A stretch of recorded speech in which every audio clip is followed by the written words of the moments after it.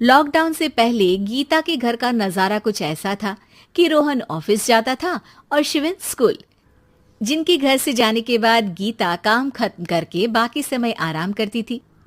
लेकिन लॉकडाउन के बाद ऑफिस और स्कूल घर में ही खुल गए और इससे गीता का हाल वो तो आपको देखने में ही मजा आएगा। शिविन, ओ शिविन, महाराज उठने के लिए क्या 21 तोपों की सलामी लेंगे? अरे बिस्तर से बाहर निकल, ऑनलाइन क्लास स्टार्ट होने वाली है। अरे तुम भी हद करती हो, स्पीकर की तरह चिल्लाने की क्या जरूरत है? दिख नहीं रहा मेरी कॉन्फ्रेंस चल रही है। अब कैमरा और स्पीकर ऑन कर रहा हूं, मुझे कोई शोर नहीं चाहिए। इस पर जैसे ही रोहन लैपटॉप का कैमरा और स्पीकर ऑन करता है तभी कुकर की सीटी बजती है। करा लो अब इसे चुप। लॉकडाउन नहीं हुआ, मेरी मौत का फरमान जारी हो गया। दोनों बाप बेटे ने नाक में दम किया हुआ है। ऐसा बोलकर गीता वहां से शिविन के कमरे में पहुंच जाती है, जहां शिविन अभी भी सो रहा होता है। ओ आलसी, अब अगर 5 मिनट में नहीं उठाना तो आज तेरा गेम और यूट्यूब कैंसिल। माँ की बात सुनकर शिविन बिना 1 मिनट गंवाए उठ खड़ा होता है। उठ गया, अभी नहाकर भी आता हूँ। ये नाटक कहीं और, मुंह पर गीला कपड़ा मार और पढ़ने बैठ। शिविन की ऑनलाइन क्लास स्टार्ट हो जाती है, जिस पर गीता उसे वहां बिठाकर रसोई में चली जाती है। थोड़ी देर में उसे कमरे से कुछ आवाज सुनाई देती है, जिसे सुनकर वो कमरे में वापस आती है। हाय राम, तुझे क्लास अटेंड करने के लिए बोला था, कैमरा ऑफ करके बिस्तर पर नाचने के लिए नहीं बोला था। मम्मी मुझे कुछ समझ नहीं आ रहा, आप बाद में पढ़ा देना ना, वैसे भी अटेंडेंस तो लगी गई है। हाँ हाँ बेटा, जरूर बन जा। तू अभी से हम सबका बाप बन जा। अरे नहीं मतलब कहाँ से लाते हो इतना दिमाग, और पढ़ाई करते हुए ये चला कहाँ जाता है? नाइस क्वेश्चन, दिमाग से पूछकर बता दूंगा।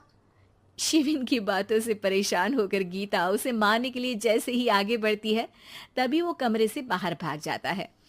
अब शिविन आगे आगे और गीता हाथ में चप्पल पकड़े उसके पीछे पीछे पूरे घर में दोनों घूम रहे होते हैं। इसी बीच वो रोहन के पास पहुंच जाता है और शिविन को मारने वाली चप्पल रोहन के लैपटॉप पर जाकर गिरती है। ओए माँ! मम्मी, अब पापा को चप्पल मार रही हो? वो आज तक के रिपोर्टर, चुपचाप जाकर क्लास अटेंड कर ले, नहीं तो अगली तेरे पीछे लगेगी। इस पर शिविन वहां से चला जाता है, जिसके बाद रोहन गीता से कहता है, इस सर्कस के लिए कुछ बोलना चाहोगी? अरे क्या करूं, जब से तुम दोनों घर में रहने लगे हो, घर अपने आप ही सर्कस बन गया है और मैं तुम्हारी नौकर। कभी बेटी को संभालो तो कभी बाप के नखरे उठाओ। इन्हीं सब उथल पुथल में दिन बीतते रहते हैं, जिसमें हर रोज घर के अंदर कुछ नया सियप्पा खड़ा मिलता है, जो ज्यादातर शिविन और रोहन के ऑनलाइन स्कूल और ऑफिस से रिलेटेड ही होता है। एक सुबह, शिविन चल उठ, आज की क्लास जल्दी है। कैमरा ऑफ करके आप अटेंड कर लो। अरे ऐसे छित्तर पड़ेंगे, दादी नानी सब एक साथ याद आ जाएंगी। गीता की लाख मशक्कतों के बाद क्लास तो खत्म हो जाती है, लेकिन उसके बाद शिविन फोन इस्तेमाल करते हुए इंस्टाग्राम रील बनाने लगता है। रसोड़े में कौन था? तुम थी, मैं थी, कौन था? कौन था? हाँ, मैं गरीब हूँ। अरे ओ गरीब के बेटे, आजा, मैं बनाती हूँ तुझे गरीब। मैं बताती हूँ रसोड़े में कौन था। पढ़ाई करने बोलो तो इनकी माँ मर जाती है, और ये पागलपंतियां जितनी मर्जी करा लो। गीता शिविन को डांट रही होती है, तभी रोहन बीच में बोल पड़ता है। अरे बच्चा ही तो है, इतना गुस्सा क्यों कर रही हो? बेटे का साथ देने की इसी एक कोशिश में अब शिविन के साथ साथ रोहन भी गीता के गुस्से की सूली पर चढ़ जाता है। अगर बेटे पर इतना ही प्यार आ रहा है तो इसे क्लास अटेंड क्यों नहीं कराते, इसका होमवर्क क्यों नहीं कराते? उस समय तो बहुत जल्दी मीटिंग आ जाती है, वो काम मैं करूं और यहाँ इस बेफिजुली की चीज में तरफदारी करके बन जाओ महान। हे भगवान, कोई तो इनके ऑफिस और स्कूल खुलवाओ, मैं इन्हें और घर में नहीं सह सकती। अरे कुछ और मांग लेती, क्योंकि तुम्हारी ये विश इस साल तो पूरी होने से रही, कोरोना। हाय नास बेटे ने जिंदगी ही बर्बाद कर दी। खाए कोई पचाए कोई, कल मुझे चुन चुन कर सबको मेरी बद्दुआ लगेगी। उन्होंने दुनिया का और इन बाप बेटे दोनों ने मेरा जीना मुश्किल कर दिया। गीता वहां से चली जाती है, जिसके बाद रोहन शिविन से कहता है, अरे तुम्हारी मम्मी इतनी भड़की हुई क्यों है?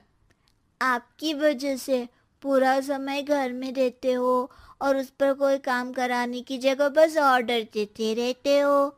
अच्छा बेटे, सारा इल्जाम मुझ पर? पूरा दिन तो वो तुम पर ही चिल्लाती है। हाँ, मतलब दोनों का 50-50 है, कुछ करना पड़ेगा। वो कहते ना, make the best out of worst. I have an idea. वैसे तुम्हारी माँ सही कहती है, बहुत जुबान चलाने लगे हो, कम बोला करो। अगली सुबह रोहन और शिविन अपनी गलती को सुधारने के लिए गीता के उठने से पहले घर का आधा काम खत्म कर देते हैं, जिसे देखकर गीता खुश हो जाती है और फिर बाकी बचा काम वो तीनों मिलकर पूरा कर लेते हैं। जिसके बाद अब वो सब मिल बांट कर हर काम में एक दूसरे की मदद करते हुए लॉकडाउन का मजा लेने लगते हैं।